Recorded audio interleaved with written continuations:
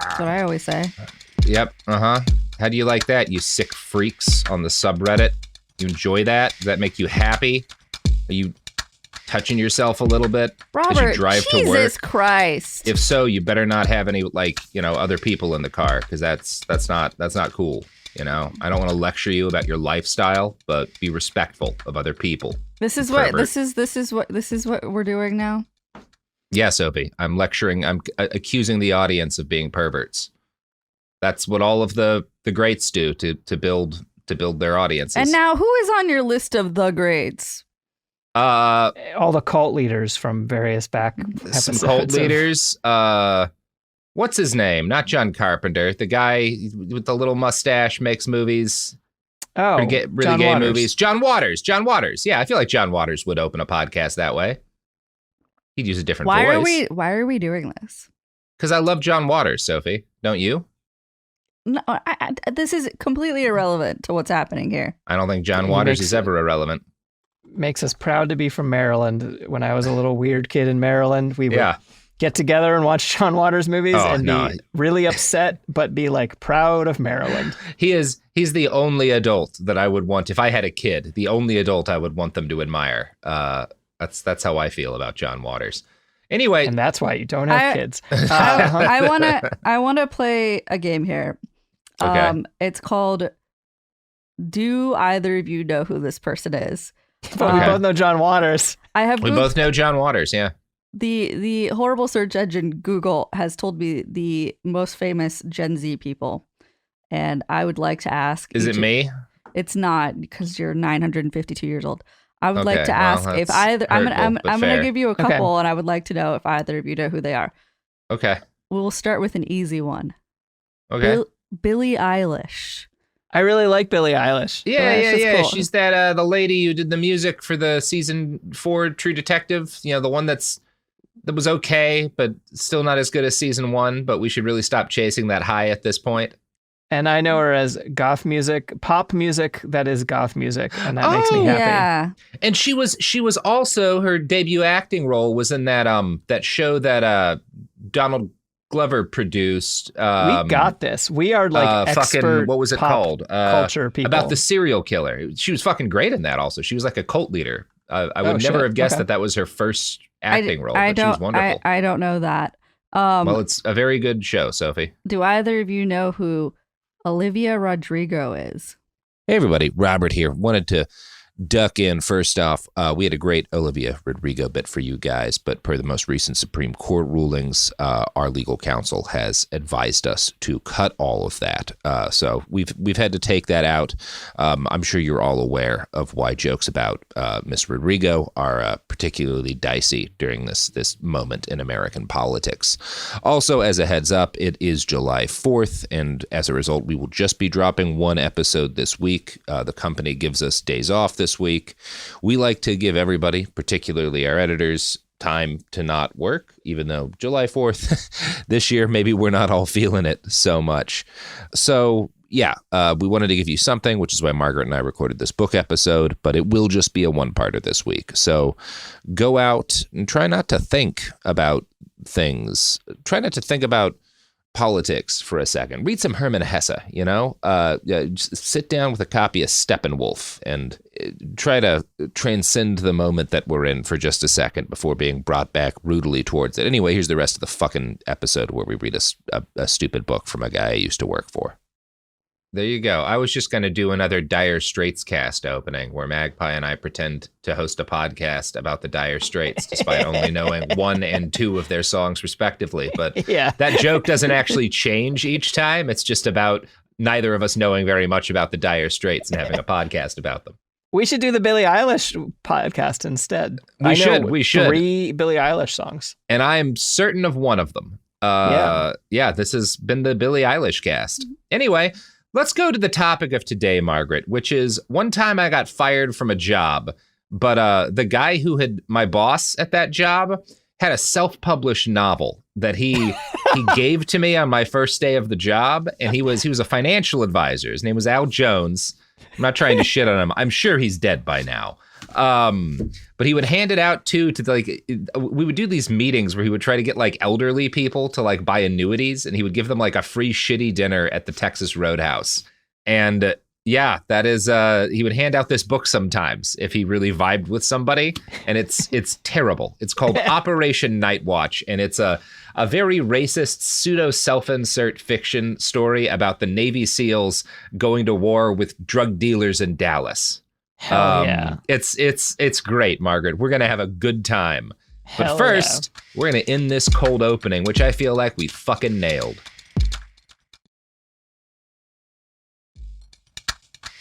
Woo! Well, I feel warm.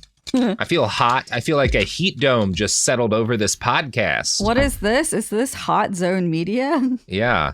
This podcast and not the entire East Coast. And if you survive that heat dome, everyone. Centered on very near where I live. Yeah. Good luck. Hope your AC is doing great. I have multiple backups and live in the mountains. Yeah. Yeah. You simply need them. Yeah. I had a little scare with mine earlier, but anyway, we don't need to get in that story. What story we need to get into, Margaret, is Night Watch. Operation Night Watch. Look at this cover.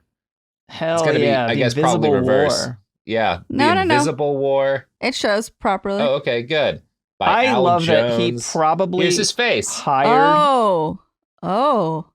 Yeah. That's amazing. He was about 20 years older than that in looks by the time I met him. Again, I'm pretty sure he's got to be dead. I had this job 17 something years ago, something like that. It's kind of giving like knockoff dollar store Richard Gere. Yeah, he does kind of look like dollar store Richard Gere. Yeah. Mm-hmm. I love that he hired someone to design that cover. That is the cover. He must have. That is the level of like competency that you get when you hire someone who doesn't know what they're doing. When you don't know what you're doing and you hire someone. Yeah. And the publisher is NAJ Publishing Group, which I think is just a vanity press. I haven't heard of them. What year was it published? Well, Sophie, let's see if this has a proper title page. That will tell us 1997. Yeah, but it had a second printing in 99. So, wow. Hey. Yeah. And it was edited by Victoria Lynn Scott, who, if I remember this book, was not very good at her job. My money is on Vanity Press, where you go to a place and they're like, we're publishing you. Yeah. You give us money. Yeah, there's a couple variants of that. Some of them, they handle some costs. Like you do have to go through some sort of process, but you handle other costs. And some of them are just purely you pay and we put out a book for you. You ever heard of Yogg's Law? No. It is a science fiction and fantasy author law, which is all money flows towards the author. And yes, the way I you have avoid heard of scams. It. Yes. Yeah. It's the number one advice I give new writers, which is like if somebody's now, and this is, to be fair, there is a corollary, which is that if you want to make it as a writer, you will wind up doing stuff for no money a lot of the time, but you should never be paying. Yeah. Yeah, I agree. My law is if there is money involved on work that I made, I am one of the people making money on it. So I will donate to like fundraisers and things like that if no one else is getting paid. If the editor is getting paid, I'm getting paid. I think that's generally good advice. Yeah. I mean, I have to say I owe a big chunk of getting my career started to an unpaid internship. Yeah. Which that whole system can be and is pretty fucked up. And it's bad that that's a way in for a lot of people. But, you know, most of writing is for a living. Like you're going to have to do some shit that you shouldn't have to do to make it as a writer if your parents are not, if you don't have a nepotism in, right? Yeah. Or your parents aren't rich. Ghostwriting. Ghostwriting, trashy fiction. Yeah, I rewrote a bunch of fucking tech industry articles for a year or so to learn how to I got paid for it, but I also that was not a job that I think added much to the world other than that it taught me a lot about meeting deadlines and writing quickly. Yeah. Yeah. That's the world. But anyway, my boss, Al Jones, decided to get into writing by paying somebody to publish his terrible, terrible novel. Do you think NAJ stands for Not Al Jones? So not Al Jones? It just says NAJ Publishing Group. Oh my God. I think you're right, Margaret, because its address is in Sherman, Texas, and that's where he lived. So I kind of think this is. Hell yeah. We're not going to look into that, folks. This is not, No fact checking today. That's my assumption. Al did not fact check this book. So let me tell you a little bit about Al. I got hired to be his secretary. Again, he was like a financial advisor, but not a good one. I'm sorry. Hold on. I'm sorry. I'm picturing you as a secretary to a financial advisor, and I can't. I honestly can't. It does not. What? Where? Look, I want to make one thing clear. I don't actually have beef with Al. He was a nice enough guy. He did fire me, but I was a terrible employee. I was like 19. No shit. You were a secretary. Maybe it might have been 20. What? I was a terrible employee, I don't blame him for firing me. I have a question. Did you lie about knowing how to use Excel? No, I knew how to use Excel. I know how to use Excel. But I didn't have to there were not many clients, and most of what we were doing is like, I would go to a website called Morningstar, which has these little summaries of how stocks are doing, and I would like print out a bunch of those different pages to like mail to people about how their portfolio was doing or some shit. It felt like busy work. And most of what we would do is every week we would go to Texas Roadhouse, and a bunch of people in their 70s and 80s would sit down, and Al would try to get them involved in something called a split annuity. And to this day, I don't know if he was scamming them or not. I know that it is potentially a real thing, but I also don't. The whole vibe of it seemed sketchy. It's just like if somebody put a list of jobs that like I had to verify that you had, that would not be on the list. Secretary, no. Secretary I have a hard to finance time coming up with jobs that I can't imagine Robert having done as a kid. Like Robert working as a secretary to a finance bro is just not. No, I can't picture it. No, he was not a finance bro. He was an old man. Well, he started as a finance bro. They all do. He might have. Let's see what Al says about himself. There's got to be an author page in here. Got to be an author. Oh, okay. Oh, great. Oh, there's an author's note. Oh, praise be. Well, it starts with him talking about his lovely wife, Norma Ann, who died in 1996. And that's a bummer. Sorry for that, Al. He had mentioned that. He had another wife by the time I met him, though. So things worked out for Al. He seemed fine, other than being bad at his business. And then there's an author's note. A part of this book has resulted from my fascination with Special Forces military tactics, especially Navy SEAL teams. The evolution of Navy SEAL teams from the Forerunner underwater demolitions teams resulted in the creation of some of the most capable special warfare troops in the world. The only other Special Forces story that even comes close to the Navy SEALs is the Special Israeli Commando Unit, Sayeret Matkal, simply known as the Chief of Staff's Boys. That's what Netanyahu did as a young man, which unsurprisingly shows up in my second novel. I bet they do. Oh boy, Al, I bet they do. Oh, he's got a second novel. Yeah, I chose to use Navy SEALs in Operation Night Watch because their tactics fit perfectly into the chain of events. The other force in this book, gang violence, has become an ever-increasing problem, not only in the United States, but in other parts of the world as well. While the book is fiction, many of the violent activities were based on similar events taken from stories in several large city newspapers. So while the book is fiction, the violence is very real. I've been asked what motivated me to write this book. Was I trying to hold some lofty moral standard to have a major impact on society, etc.? Truthfully, my main motivation, being an avid reader myself, was to have a book end the way I wanted it to. Oh, I want to thank anyway. And then it goes on to some personal stuff, which I'm not going to get into. But yeah. And he thanks God for helping him make his lifelong dream a reality. Thank God and the publisher you paid, Al. Yep. Which might also be you, the publisher, not God.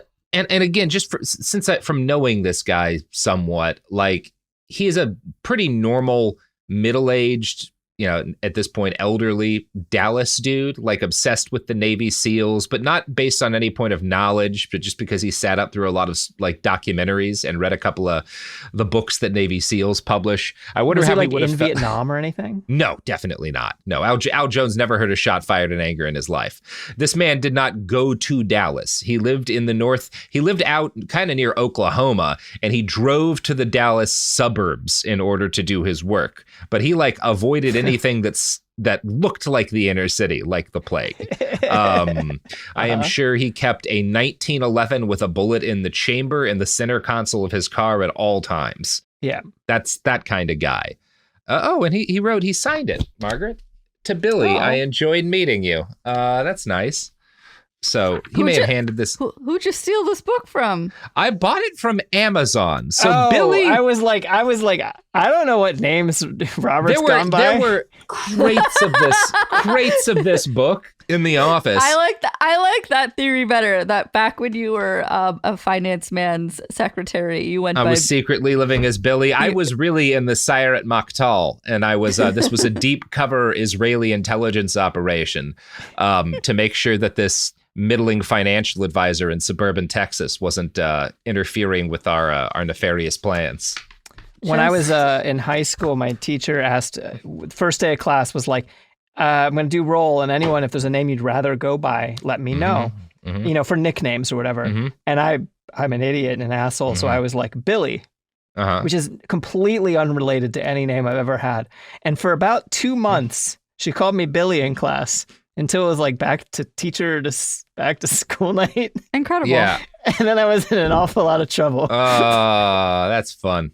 I had about a year and a half, Margaret, where and this was in like middle school, junior high, where I decided to stop learning any new names. And every single person I met, I would call Terrence. It was a pretty frustrating time to know me, I think. But retroactively woke? Yeah. Is that at the same time that you decided to not save anybody's phone numbers in your phone? Nope, that's just been my entire life, Sophie. My entire life.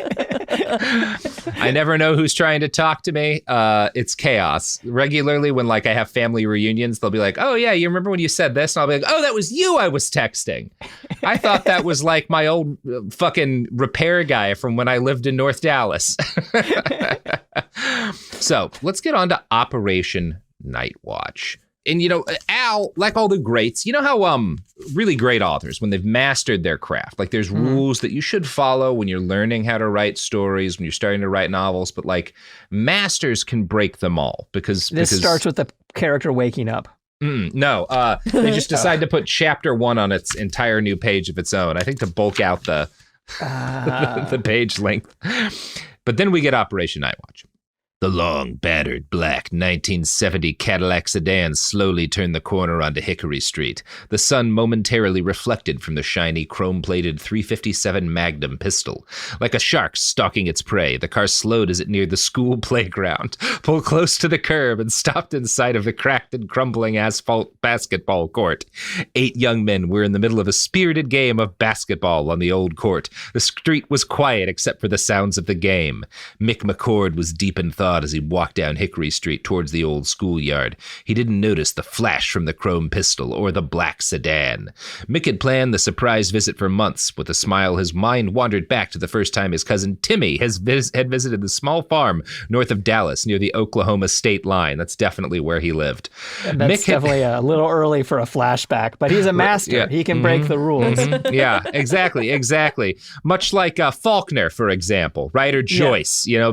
This book has a lot of Joycean echoes in it. I'm imagining that Mick is masturbating through a hole in his pants pocket as he walks towards this basketball court. Mick had lived there with his parents. He had attended school in the tiny town of Pottsboro. It seemed like yesterday. Mick laughed to himself as he remembered how at first he and his cousin had not hit it off very well. So he's just thinking through his whole life as he has a stroll towards the basketball court to meet Timmy. He actually started off strong. You want to start in the action by like modern writing. Yeah. Give us some media res. And then don't pull us back. I don't need to know this about Mick yet, right? Like, no, if you have to follow the action through a thing that happens before you can do that. Right, before you like pull me back. I don't want to get pulled back yet. I want to see what this dude with a .357 Magnum is about to do to that basketball court. Yeah. Timmy had lived in southeast Dallas near the fairgrounds. He was a street-smart city kid and had a real chip on his shoulder. He had only been 8 and Mick had been 18. Mick had been a farm boy. He had worked hard helping his family with the cattle. And again, we're like going back between here's Mick's backstory, here's Timmy's backstory. But like, I already lost track of all these people. None of them have the gun, right? This paragraph is like giving us separate details about the backstories. Like, that's 2 paragraphs. That's just how you do that. And you don't do it now. Anyway, he had worked hard helping his family with the cattle and the many other farm chores. Though mature for his age and self-reliant, his life was different from that for many of the boys that lived in town. He spent his spare times on the banks of Lake Texoma, fishing for catfish or hunting squirrels in the thick woods along the little mineral arm of the lake. School had gone reasonably well, and he had made good grades. He was a running back on the high school football team and played well. Okay, so we're just... oh, wait, no, there's another good line right under that. Due to the responsibilities on the farm, he had not had the time or the interest to attend the wild beer and drug parties that often followed the game. Beer drug parties. I love a wild beer and drug party. I could go for a wild beer and drug party right about now, Margaret. Yeah. I'll tell you that much. Yeah. Well, how about an ad break? Yeah, speaking of wild beer and drug parties, all of our sponsors. I mean, I'm hoping that one of those ketamine companies has sponsored us. Hit us up, folks. We will sell ketamine legally on the air. You know, get prescribed ketamine from one of our sponsors, and then you can take ketamine and mail pictures of that to the FBI, and they can't do anything about it because it's a prescription drug. It's legal, everybody. It's legal. All ketamine is legal. Wait, no, hold on. Definitely not all ketamine. You got to get prescribed. You got to go to a sketchy online doctor through some sort of weird service and pay them $130 a month, and then they will mail ketamine to your door, Margaret. Oh. Just like real medicine. Okay. It is real medicine. It's just a silly way to sell it. Anyway, here's ads.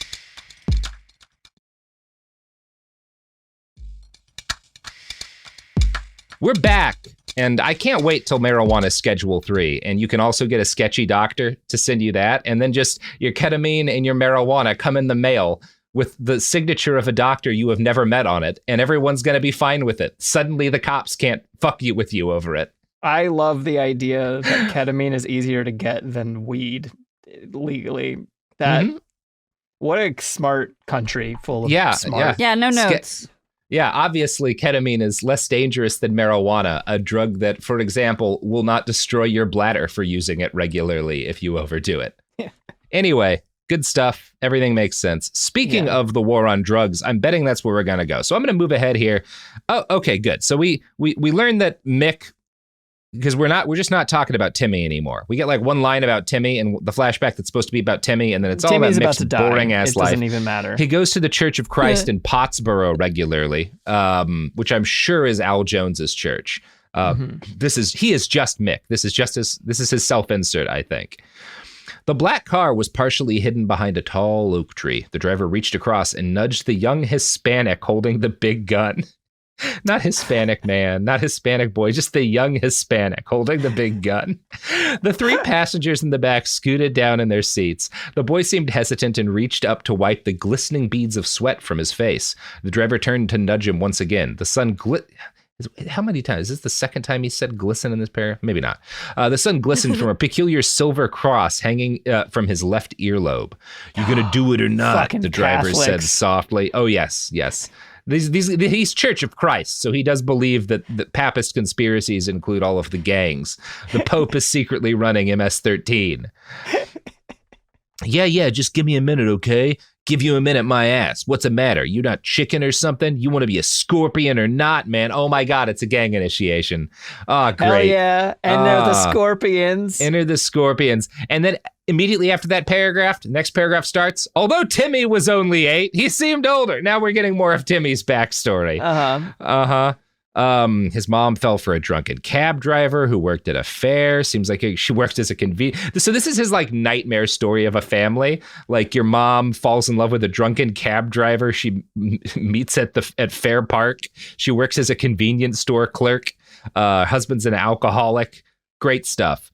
Before finally abandoning the family altogether, the stepdad had often beaten Tim with a belt buckle during his drunken fits while Gertrude was at work.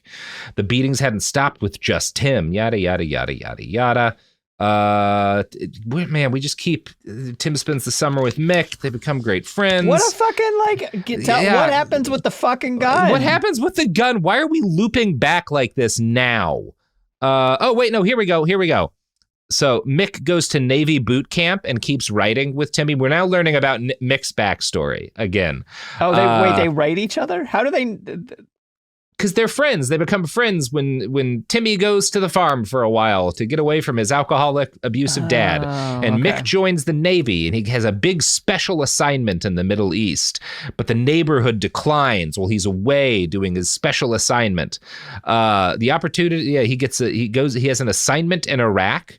So we're not in Iraq at this point. This is the late 90s. So I'm guessing that's either illegal or this is Desert Storm. Finally, we're back to the present day where the guys with the gun are. He could now hear Tim's voice. Aunt Gertrude had been right. Tim was playing basketball with his friends. "Watch this," Tim yelled.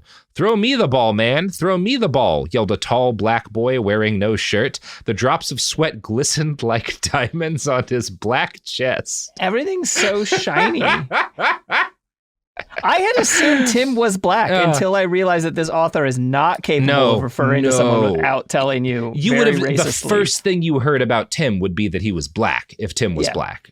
That is the way Al Jones writes. Yeah. And I also love that first we describe that he's a black man, and then we describe the sweat glistening like diamonds on his black chest. You would just say he was a boy wearing no shirt. Maybe the drip. I honestly wouldn't use that line at all. But you don't do it twice in a row. We don't. No. We get from the first time this is a black man, right? Yeah. It's okay to indicate the race of a character. Of course. It's often necessary. It's weird when you do it repeatedly like this. Maybe he just really wants to use the word glisten over and over again, but he loves that word. That was on his word of the day calendar when he was writing this chapter. "Throw me the ball. Don't be no ball hog, man," he yelled as Mick got his first glimpse of Timmy dribbling the ball towards the hoop. "Aw, man," the black boy groaned as again. Three times in one paragraph. We're aware, Al. Yeah. We got it. You think we're going to get that guy's backstory? Yeah. Of course not. Oh boy, but we are going to get a middle-aged man who has never been anywhere but the country of the North Texas suburbs try to do inner city African American vernacular English. So I'm very excited for us to have this journey together, Margaret. I'm so glad you're the one reading it. Mm-hmm. "Oh man," the black boy groaned as Tim shot, and the ball began rolling around the inside of the rim. "I could have made that shot in my sleep, man," he groaned. Keeps groaning as the ball circled the hoop twice more and then dropped in. And that's on the editor, that there's repeated reuse of the same words in the same way in individual paragraphs. Sure. Some of that should be an editor. Yeah. But the editor is doing the same thing that Al Jones does, which is get people who don't know what happens to money to give you money and then not do work. Right. Overall, structurally, this is a mess. And the sentence and the rhythm of the sentence structure isn't particularly impressive. But this isn't bad writing. The prose of individual. What it's saying is bad, and it's saying it badly and not impressively. But it's better than a lot of self-published stuff. If I was doing a writing clinic and somebody came to me with a book that was written at this level of quality and not racist, I would say we can work with this. You are going to have to put a lot of effort in to get this thing, but this would be salvageable. There's ways to reorient this in order to make it. For example, I would just do the whole scene of the shooting first, and I would, you can have through conversations, through or Mick, thinking about it, you can get a little bit more of his backstory that way, not this really awkward way that he's decided to do it. But anyway, okay, let's continue. "I could have made that shot in my sleep, man," he groaned as the ball circled the hoop twice more and dropped in. "Lucky shot, man. Why don't you let a superstar get hold of the ball?" This is the guy that we've been told is black 3 times, by the way. Yeah. "I just did, homeboy," Tim shot back as Mick began running through the opening in the broken down chain link fence. "You guys need me to give you a few lessons? You look like you could use them." I think that's Mick, but he doesn't tell us it's Mick. He just comes running in. He just comes are they barging all into the game. Because Timmy is 8. I think they're adults. Timmy was 8 a long time ago. Now our protagonist is, I assume, a Navy SEAL because he was doing Navy stuff in Iraq. Yeah, okay. Tim is 10 years younger than him, but I'm guessing Tim is at least, he might be 16 or 17, but probably at least 18 would be my guess. I just love that. I'm just like waiting on the other side of the fence to come running in to cause a problem. This man would have choked that man to death on the subway. Mm-hmm. Anyway, Mick, when did you get in, man? I didn't even know you were coming. What time did you get here? Did you stop by the house and see Mom? Tim quizzed as he started running to meet Mick. The shot from the 357 Magnum echoed through the entire neighborhood. Time stood still as Mick hit the ground without even thinking.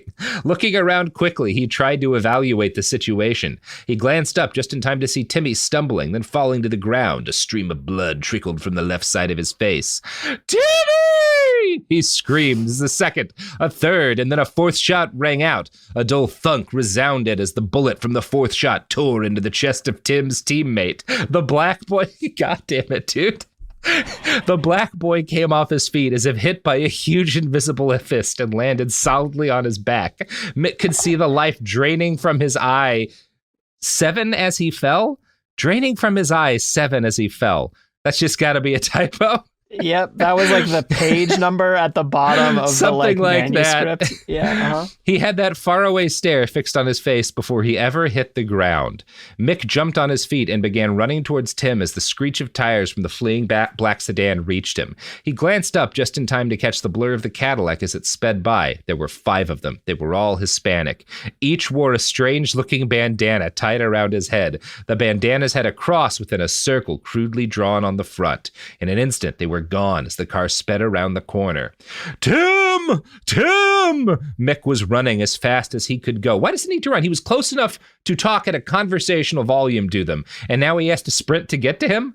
He should be like 3 feet away. That bullet sent that kid flying. Launched him back a football field away. That's the power of the 357 Magnum. Yeah. Oh, God. 2 of the boys I'm surprised it wasn't 9mm that he wrote about for the anyway. No, I think the bullet glistened as it went by. It would have been more because this is like a big part of what must have motivated this, right? Like 91 is kind of when like violent crime, especially like violent urban crime, peaks in the United States, and it's pretty much been on a downward. We had a little bit of a surge after COVID, but now it's dropped. It has continued to drop pretty dramatically in the COVID year or in the years since the start of the COVID pandemic. Yeah. So Al is reacting to this like panic that began over crime that reached its height in the early 90s, but has never gone away, which is why 75% of Americans believe that like crime is out of control, even though murder dropped by like 25% nationwide last year, something like that. Yeah. Property crime down by 15%. Anyway, Al completely took that pill, right? Like where he just believes that inner cities are literal war zones. What's interesting to me is that he does arm these stereotypical Hispanic gangbangers with a 357 Magnum, whereas you're right. The standard armament to give these guys would have been like a Mac 10 or maybe an Uzi if you want to like show that they've got extra money, right? Totally. Mm-hmm. Or like a Saturday night special, maybe, but Saturday night special isn't what you do like a drive-by with. That's what you jam into somebody's belly and pull the trigger till it goes click, right? A Mac 10, I don't know, but I'm not going to critique him on that. It's not bad to want to go with something a little bit different. That's fine. Well, he only knows one caliber. He knows one kind of gun. He has only ever shot a cowboy gun. Yeah. Okay, so Mick runs to Tim. Some of his, 2 of the boys were stooped down next to Tim, and the other 4 were standing around the dead black boy. Again, every single time he refers to this boy, he has to let us know. Their eyes were wide. If you give characters names, you can actually avoid referring to them by their race every single time. You could have Tim refer to him by a name, and then you would, have to do this. There's a lot of things you could have done here. Their eyes were wide with shock. One began to retch violently just as Mick reached Timmy. Tim! Mick yelled as he fell down by his cousin's side. Tim was barely conscious. His blondish hair was red with blood. The bullet had hit him at an angle in the back of the neck. Tim looked up at Mick with a distant, unfocused look in his eyes. Using look twice in the same sentence, huh? Mick had seen that look before. There we go again. He had to get help, and he had to get it right now. Is there a phone nearby? Mick yelled. Yeah, it's the late 90s. The 6 boys just looked at him, and again, there shouldn't Yeah, no, that's right. The six boys just looked at him with blank stares of shocked silence. A phone. Is there a friggin' phone around here? Snap out of it. Timmy has to have help, and he needs it right now. This seemed to jolt the other kid. No, he was dead before he hit the ground. Mick could see it. His Navy SEAL training taught him to recognize that. Doesn't even need to go check. Not worth looking at. He's dead before he hit the ground. It's fine. Yeah. This seemed to jolt the boys back to reality. Oh God. Oh my God. Okay, here we get him really trying to do some AAVE. Okay. There's a payphone on the wall over there by the school door, but I ain't got no money on me, man. Finally volunteered one of the boys. There's a payphone? Sir, fucking, what? Oh, wow. Man, this is a fascinatingly... Margaret, I need you to just see how he actually wrote this paragraph. One sec. Okay. Let's see if we get to focus. I wanted to focus. Is it gonna? You're almost there. There's a payphone on the wall over there by the school door. But there's no period at the end of that. But I ain't got no money on me, man. There sure isn't a period. It's just... Man, they had basic spell and grammar check by the late 90s. I was using it. Your editor, Al. Yeah. Great. Tim looked up at Mick with that dreamy, other-world look in his eyes. Mick could see that he was about to go into shock. His training took over. He threw off his windbreaker and removed his t-shirt. After ripping it into strips and folding one into a compress, he pressed the makeshift bandage against the wound. Timmy groaned, the bleeding slow to trickle. I love that he's rather than just ripping off his shirt and using it as a compress, he's carefully ripping it into strips in a way that nobody would do if their loved one was actively bleeding to death on the ground. But if you've read some books that tell you how to do first aid instead of doing first aid. Right. Yes. Yeah. That is how it would be. Yeah. Good stuff. The bleeding slowed to a trickle. I need some help. Oh, yeah. So he just jams it in there and he stops.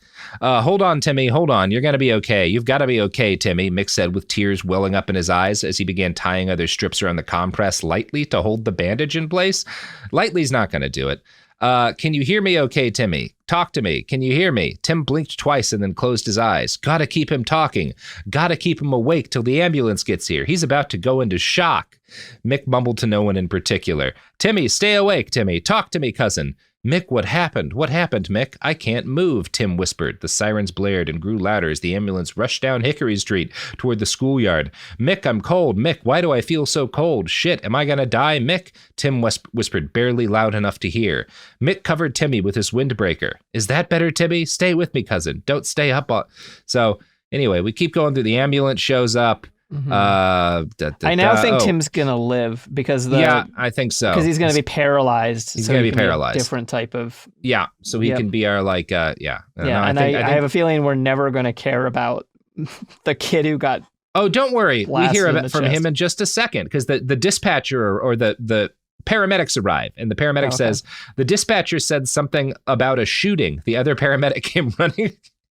Again, the paramedics are seeing two people bleeding to death on the ground. Mm-hmm. Was there a shooting here? Yeah. The other paramedic came running around the front of the van holding two more medical kits as the second ambulance sped across the schoolyard toward the black boy. Why are we still talking about this? These guys were next to each other. Why is the second ambulance driving around to him? They were standing next to each other playing basketball. Is this about how they're prioritizing the black kid over the white kid? Is that what's happening? I don't know, because there's two ambulances conveniently. Okay. Yeah. Great. Okay. So, yes, sir, that's right. How many? Two, Mick said.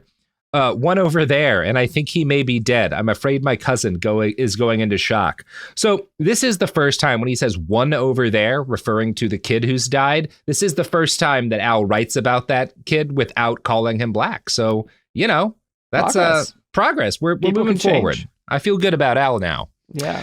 The driver read Tim's vital signs, shaking his head in agreement, while the other paramedic removed the makeshift bandages and checked the wound. He's removing the bandage. Lost a lot of blood, he commented quietly, as if speaking to himself while he lightly cleaned the wound. He unwrapped it. Again, if you have been shot through the neck, the first thing the paramedic is going to do on the ground is not going to be to clean the wound. He is going to try to staunch the bleeding, which you, by wrapping a t-shirt loosely around the neck, will not have done. Yeah. Might be a higher level of care situation. Yeah, cleaning is not the priority with a gunshot wound to the neck right now. Truly just bizarre. He unwrapped a fresh compress and applied it while the driver talked by radio with a doctor in the trauma center at Presbyterian Hospital. Start an IV, Ringer's lactate, got a transport immediately. The other paramedic had already connected the bottle and was preparing to insert the IV. You say you're his cousin? The driver asked. Yes, sir. My name's Mick McCord. I'm on leave from the Navy. Wanted to surprise Timmy. Is he going to be okay? Mick, you are a Navy SEAL. You know that a man who has been shot in the neck is not going to be okay. Also, that is an Irish-ass name. Mm-hmm. Yeah. Fuck your anti-Catholic Protestant ass. Yeah, he belongs to the Church of Christ. It is true that only the Irish really know the evil of the Catholic Church, truly. Every detail he gives just makes the story less credible. You know what I mean? Mm-hmm. Like say less. Yeah, say slightly less. Can you move? Tim tried to answer, but he couldn't. He could only manage not to nod a feeble no. Mick hadn't noticed the 2 police cars that had arrived shortly after the ambulances. 4 officers had been grilling the 6 boys for details about the shooting. One of the officers left the group and walked over to Mick. I understand you're a cousin of one of the victims. Is that right? Yes, sir. My name's Mick McCord. We keep hearing yes, it is true. The cops would ask him for his name again, but as the reader, I don't need to hear this guy introduce his full name repeatedly. Yeah. I need to ask you a few questions if I could, Mr. McCord. The paramedics got Tim on the cot as the driver looked at Mick. We're taking him to Presbyterian. They've got one of the best trauma units in the country. Will he be okay? Mick asked again. It's bad. I won't kid you, but Presbyterian has the man, he's really paid to do an ad for Presbyterian Hospital. Maybe that's where his wife went when she was sick. I don't know. Anyway, they get in the ambulance, and we're going to cover what happens next in Chapter 2, which also gets its entire own page. But first, Margaret, you know who won't shoot a child in the neck? 40 to 50% of our sponsors. I'm going to say upwards of 60. More than 60% of our sponsors will not shoot a child in the neck while they play basketball. The Washington State Highway Patrol? Sure. The Chumba Casino people? Yeah, if it'll help business. And AI eventually. Yeah, AI eventually would do it, right? But not most of them. Not 60% of them, Boost or whatever phone company advertises with us, they would never do that. They would never do. Mint Mobile would never shoot 2 kids playing basketball. That would it's not a Mint Mobile type. Ryan Reynolds owns them. He's a nice guy. He's not going to shoot a kid playing basketball. Yeah. I assume. Unless he's got a dark secret evil inside of him that he keeps locked away from the rest of us. Or that kid is future Hitler. Yeah. What if the kid could be? You know what? Could be Hitler. Could have been Hitler. Yeah. Are we still doing the bit? Yeah, sorry. Anyway, here's ads.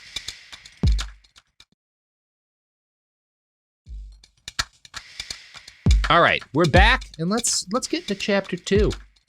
Bob, what's this about? I was supposed to meet with the Joint Chiefs this afternoon. The president's secretary sounded pretty uptight when she called. That's not like her. Secretary of Defense Al Reynolds carefully unwrapped the long, green, hand-rolled Cuban cigar and clipped the end.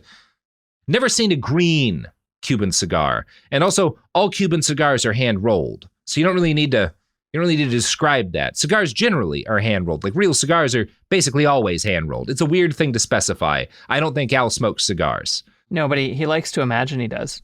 He likes to imagine that the Secretary of Defense does. Although, is the Cuban thing, because we hate Cuba in the 90s if you're this kind of man. Right. Yes. But Cuban cigars are still this sign of it's almost the fact that we class hate Cuba and affluence. Yeah. That makes it okay to smoke Cuban cigars. It's they're cool because they're illegal or whatever. Yeah. No, that is the. Speaking of Cuba, Margaret, I've been wanting to talk about this because I just watched A Few Good Men again, which is both. It's one of those movies. Rewatching it, you understand I get why Aaron Sorkin became a thing. This is a really complex and intricate script, and it's really well executed. But at the same time, there's also, because there's so many excellent performances, right? Tom Cruise is acting his fucking heart out. Obviously, you got Jack Nicholson up on that monologue is still one of my favorite monologues. I don't remember this movie. I have seen it. I remember seeing it, and I don't remember anything about it. You'll enjoy it rewatching it, but it's also it's all grounded in one of this fundamental absurdity that's impossible to ignore, which is all of these military guys who are, because the basic plot is that a kid gets killed due to hazing on our Guantanamo base. And the hazing was due to the fact that he wasn't a good soldier. He'd informed on his old unit about like one of them had shot at a Cuban guard and stuff. Yeah, so like, okay. But the military guys are always like,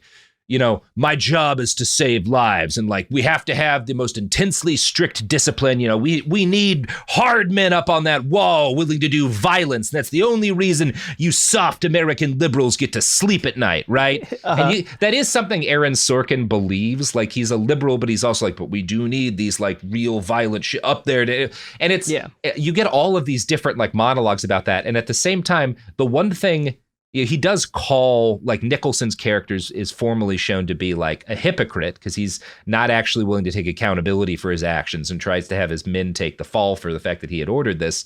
But at the same time, what the movie never investigates is the fundamental absurdity that like all of these guys talking about how important this is, talking about this terrible danger they're protecting the country from, which is why they have to be so harsh. It's like, well, it's Cuba. Like, what are they going to do? What is Cuba going to do? Are they going to invade Guantanamo Bay? Invade the country 80 miles off their coast that has nukes and 1 million fucking planes? What are they going to do? Are they going to sell us rum? Are you scared of them selling us cheap rum, Aaron Sorkin? Is that what Jack Nicholson's on that wall to protect us from? There was that missile crisis, but that was so a mutually assured. Yeah. And it wasn't even their missiles. Yeah. We've got this going on right now where that like Russian nuclear sub is docked in Cuba, and there's a certain chunk of people who are flipping out about it. There was a video today where they're like, look, it's a video of Cubans boarding this sub. And it's like clearly a bunch of people and their families doing the same thing Americans do at Fleet Week. Like, oh, you wanted to go look inside a submarine. You're on you are literally like they're opening it up to visitors the way we do with our submarines a bunch of the time. Like, stop being scared of Cuba. There's nothing they can do to hurt us. I lost part of that because the internet blinked. Yeah. But I feel like I still got the effect of it. You're doing great. It's the silliest thing to be scared of. Anyway, maybe not as silly as what Al Jones is scared of. So we've just met Defense Secretary Al Reynolds, who is smoking his green Cuban cigar. He was hand-rolled, of course. He was a handsome man of military stature and had indeed been a naval officer during the Korean War. His graying hair gave him a look of distinction, and he was always smartly but conservatively dressed in tailored suits and the toned-down accessories of a business executive. Okay, so he likes this man. I think he likes this guy. A little note, if you actually like want to make a detail about like how you might actually list some of those accessories, like a guy like this is going to be like, you know, I don't know. Whenever somebody leaves it at, he has all the accessories of a businessman. It's like, well, you don't know what those are, Al. You don't know what those are. He never learned show, don't tell. Yeah. Talk about his fucking cufflinks. This kind of guy would have a story about his cufflinks that he inherited from his Confederate great-great-grandfather or some shit like that, right? Yeah, totally. Like, give us a little bit of texture here. I don't know, Al. I was supposed to have a working lunch with the VP today. Oh, and his name is Al, so... I don't know, Al. I was supposed to have a working lunch with the VP today. When Brenda called to tell him I had to reschedule, he was pretty pissed. She told him that the president was quite clear that I had better be here. You would think that he and Baird would talk to each other once in a while. Do you think this has anything to do with the bombing at O'Hare?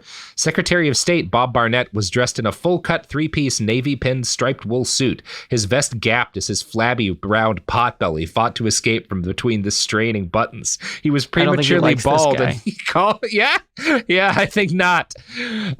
He's nervously cleaned his fingernails with a blade of the small fingernail clippers that he always seemed to have with him. The tension could so he's also effeminate. He's also effeminate. Yep. The tension could usually be measured by how feverishly he cleaned, and this was the second time around for the right hand.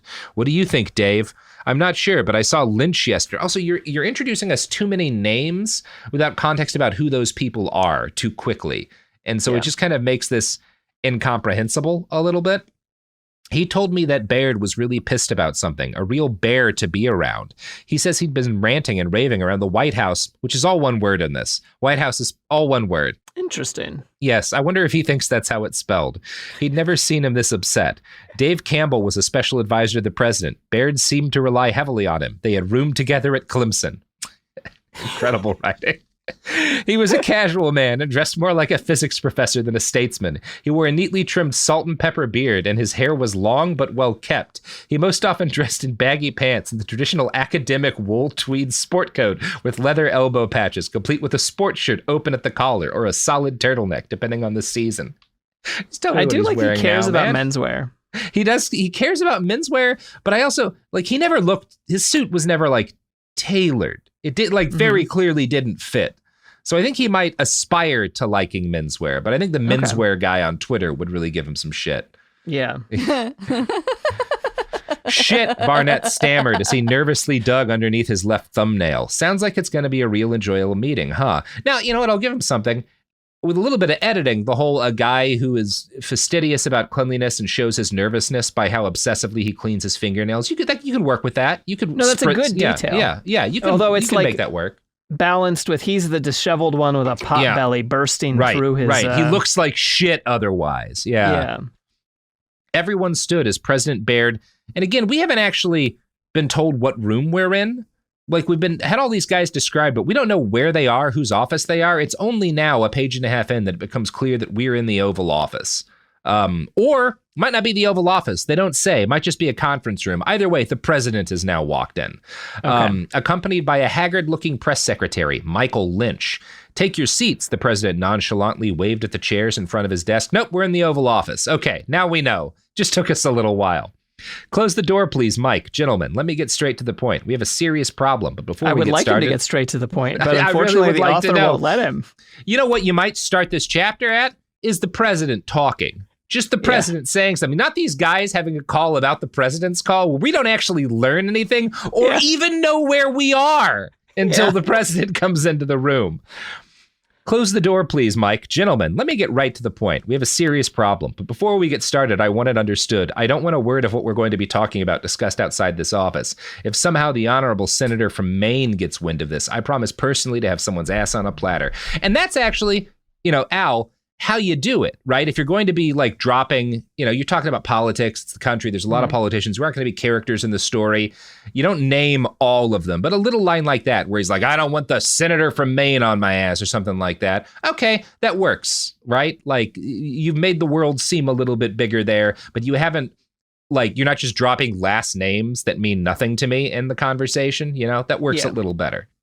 Mike, check with. We have no idea who's saying this. Mike, check with Lois. Have her be sure to clear. Have her be sure my schedule has been cleared for the next 2 hours. Tell her not to disturb us for anything short of a nuclear exchange. There's just no context. That's the president. It's just a separate paragraph and a separate quote without any kind of interstitial text. Okay. Mm-hmm. Press Secretary Lynch pressed the button on the president's intercom. Miss Adams, make sure that we're not disturbed. And I guess that's her talking. Miss Adams, make sure that we're not disturbed for the next 2 hours. So we need to hear the president. Al knows the best rule of writing is tell forever, like way too much. Just keep telling, but don't show. Yeah. The same thing over and over again, ideally. Yeah. So the president gives the order, and then we have to hear the secretary execute it, rather than just assume she'll have done her job. Yeah. And we have to hear he orders coffee. We have to go through all that.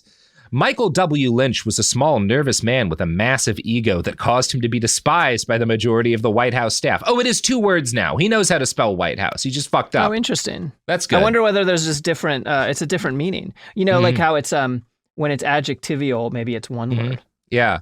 Yeah, when something, like you use it as one word if you're describing something as White House-like. Yeah. Yeah, exactly. Yeah. Great. Even so, he had a brilliant mind and was very capable. The president had come to depend on him heavily. He had a bachelor's in political science from Harvard, a master's in international political relations from Princeton, and his PhD from Harvard in international communications. I love how there's no sense of who the observational point of view is. Yes, because I have no idea who's right. Because we're in every single person's head and we're in every single person's backstory, which is a style of writing, just a wildly old-fashioned and unpopular style. It's different because it's third-person omniscient is what this is supposed to be, but instead it comes across as third-person ADHD, where it is an omniscient third person, but he keeps darting around between different things in his world and honing in on them and focusing on them to the extent that the overall story is incomprehensible. Because it's head hopping instead of a big picture looking at everything. I think there's 2 ways. If you want to let me know that this guy is brilliant, great to say like he was despised for, and then give like a 1 or 2 sentence example of like a time where he made a hard call that worked out for the president, but it fucked a lot of guys over or something. You tell me nothing by just listing all of his degrees. Now, if you want to show me that a guy is an arrogant asshole who won't shut up about his education and that annoys everybody, have him list all of his degrees to try to like make a point about like how he's right in an argument or something like that. Yeah. But I don't care that he got a master's in international political relations. That doesn't tell me anything about this character. Not really. He's in the fucking White House. Like I assume he has a bunch of degrees. Yeah. Yeah, like masters, so he's a chump. Like, yeah. Great. You think that the people in the fucking Oval Office are like PhDs or weird mavericks? Well, he's got a PhD in Harvard in international communications. Oh, right. Okay.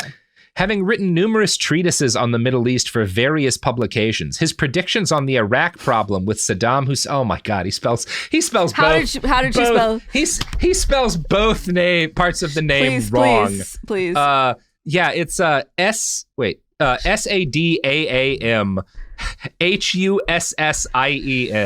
Incredible. How do you do both? How do you think he pronounced his name? Do you think he went Saddam? Full bumps? Oh, he went Saddam. He went Saddam. Yeah. Saddam Hussein. Were written well before the attack on Kuwait had taken place. He had been right on target, but no one had listened, and as a result, we were caught with our pants down around our ankles.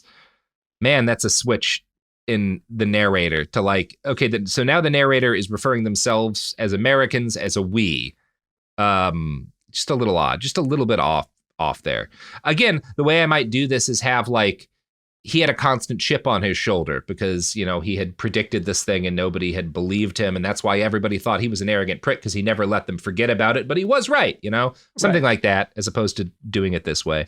Lynch's ego thrived on the power that came from being the closest advisor to the president. He worked 18 and sometimes 20 hours a day to ensure that nothing would threaten the security of his position. I'm sure you're all aware of the flack we're catching on the gang violence problem. I think this is the president. The honorary Senator Storm has already made the honorary.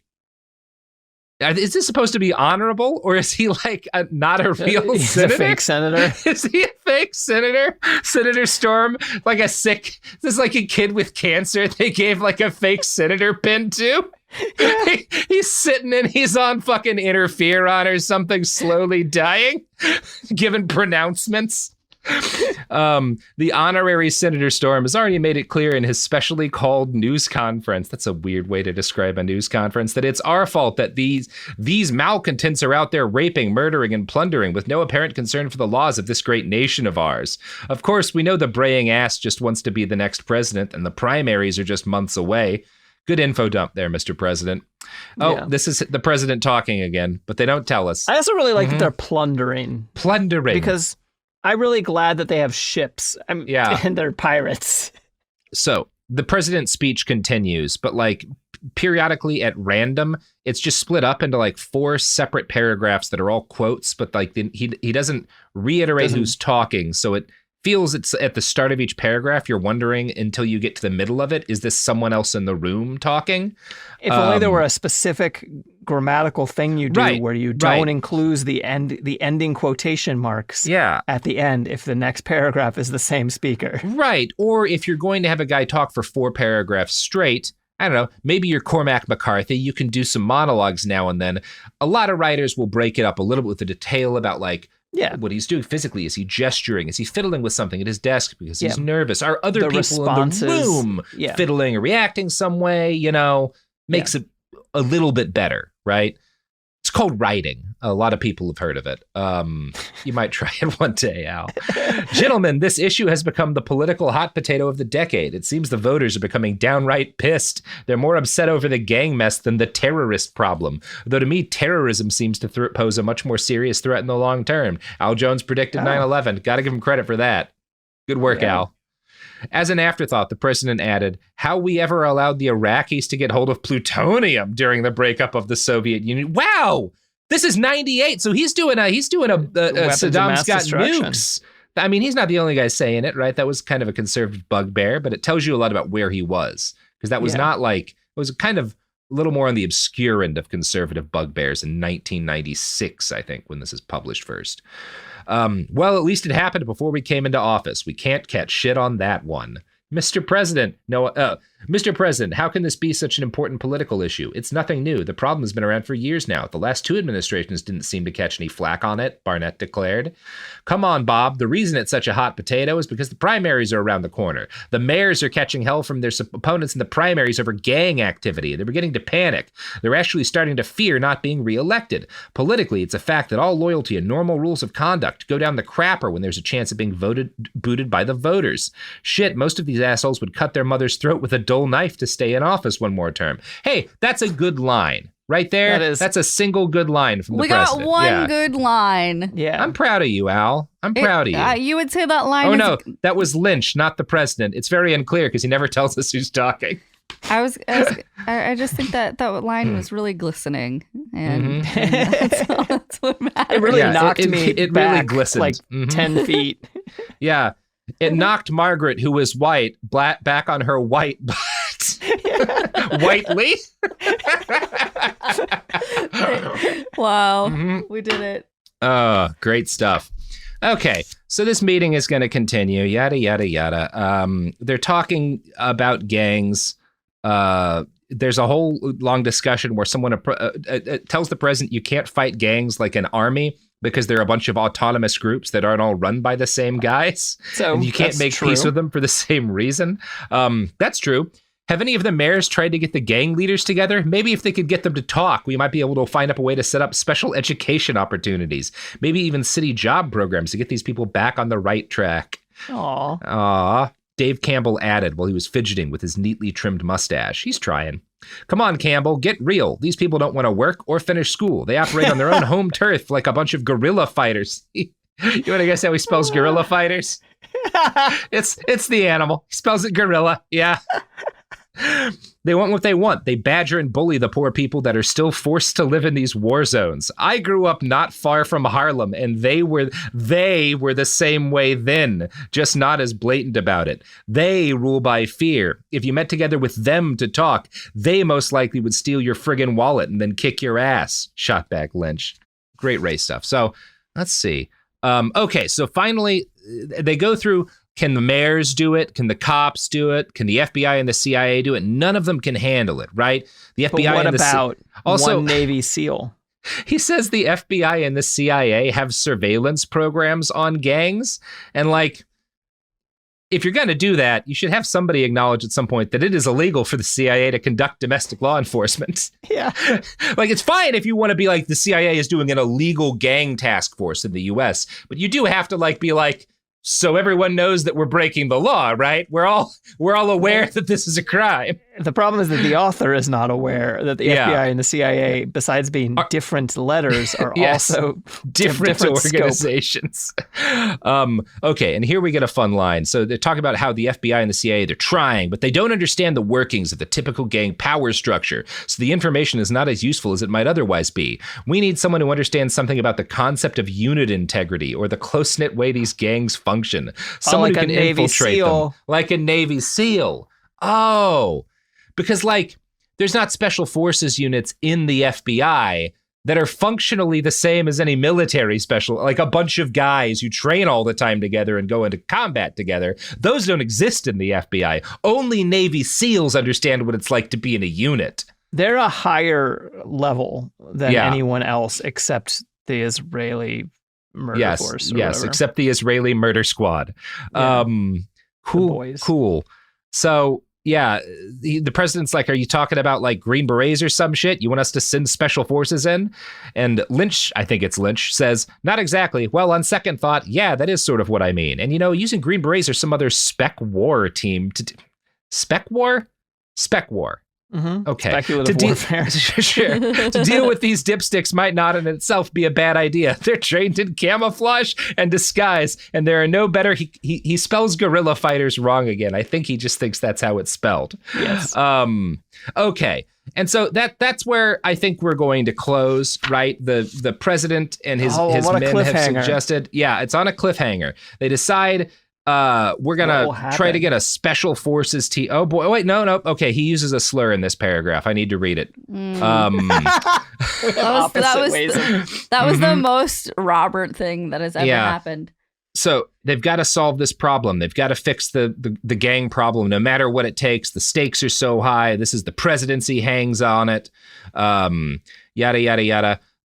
Listen, Mike, I want you to discreetly check with the CIA and the FBI. I know you have people you can trust in both agencies. I want to know what they have in their files on their work on the gang problem. They've been putting more and more attention on gangs since the fold-up of the Soviet Union. I guess they have to justify their existence somehow. I want to know what they've done up to this point before I call either of the directors in to visit. I know that both of those, F word, would love nothing more than to see Storm get the presidency. They're not going to help us any more than they have to. If I know what they have and I catch them lying to me, I can kick their asses and get them with the program. Okay. And then he gets a phone call from Trixie Puller. Unclear to me who Trixie Puller is. Maybe he's having an affair with Trixie Puller. Yeah, we'll find out. So anyway, the president has given his orders to Mr. Lynch. He needs to find a solution to the gangs problem, always referred to as the gangs problem. And, not by the name of any gangs. Just vaguely the gangs problem. But He's the never FBI heard of a gang. and so far, every time the FBI or CIA have come up, it's been the FBI and the CIA, which I think is further confirmation that, like Al doesn't know how to spell gorilla, Al doesn't understand any differences between either agency. No. So he just has to include them together. Yeah. It's like when I say the House and Senate, because I always forget who's a senator and who's a congressperson. I do that. That's true. I know the differences. I know representative. Sorry, I know the differences, but I always fuck it up. Anyway, Magpie, how do you feel about Operation Night Watch now that we've gone through the first 2 chapters? I'm on the edge of my seat. What could possibly happen? I hope that Mick is able to save the day and get justice for paralyzed Timmy, presumably paralyzed Timmy. And the unnamed black boy who died. No one cares about him. Why are you bringing that up? I hope that the president and his friends who all are introduced as an indistinguishable storm of names. Yeah. Win or lose re-election. Unclear to me if they're supposed to be worse than Storm at this point. I hope they do one or the other. I hope everyone has fun. Storm, the sick boy with cancer who gets to pretend to be in the Senate. I hope that the gangs win and bring about peace on Earth. That's what I hope happens. Yeah. I love that, like, the person who was like, what if we get all the gangs together to talk? And we're like, fuck that. That'll never happen. You fucking piece of shit liberal. Like, I have actually been in places where the gangs have called truces and worked together. It's when cops murder people and they have to temporarily put aside their differences to, like, shut Baltimore down. Yeah.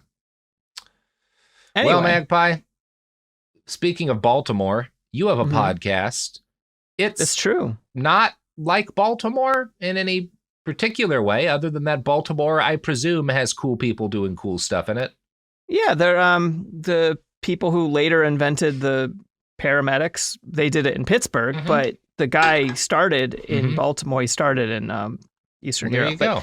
He was in Baltimore for a while, and sometimes I wear a Baltimore shirt while I record, but people don't know it because my podcast, Cool People Who Did Cool Stuff, is not available on video. So if you're watching this on YouTube, you're going to have to be like, how am I going to listen to Margaret? And the answer is that you have to use a podcast app. But you can do it by listening to me every Monday and Wednesday with Cool People Who Did Cool Stuff. You can do that. And I don't have a shirt that says Baltimore, but I'm often thinking about that song that I heard in The Wire, What You Know About Baltimore. Yeah. Whenever someone says the word Baltimore, that song comes into my head. So there's some lore for Robert. Anyway, I have a novel. It's called After the Revolution. You know, it's a debut novel. There's some things I would have written differently if I were writing it today, but I can tell you one thing. You generally know who is saying what because it's easy to include that in your book. But how many times did you use the word glisten? I think at least a couple. Great. Probably glisten or two in there. Yeah. Yeah. I'd imagine. That's great. And Magpie, you have a book called The Sapling Cage, which I can confirm is much better than Al Jones's Operation Night Watch. And also, like an actual writer, you were paid to publish it. It's true. It comes out in September from Feminist Press. If you are listening to this in the middle of June 2024, it is available for Kickstarter right now. Yeah. And if you're listening after that, then it is either available for pre-order or regular order. And it is about a young trans girl who becomes a witch and saves the world from people destroying magic and trying to institute a bad government. There's a lot of good spear porn in it too. So if you not in the way that you are currently thinking, like in the way of like people using because spears are cool weapons. God damn it. Yeah, you're right. Okay, I do have to qualify that. Yeah, I like spears. Can we end? Me too. Can we end the podcast is fucking done because Robert's gonna say some shit. See y'all soon. Behind the Bastards is a production of Cool Zone Media. For more from Cool Zone Media, visit our website, coolzonemedia.com, or check us out on the iHeartRadio app, Apple Podcasts, or wherever you get your podcasts.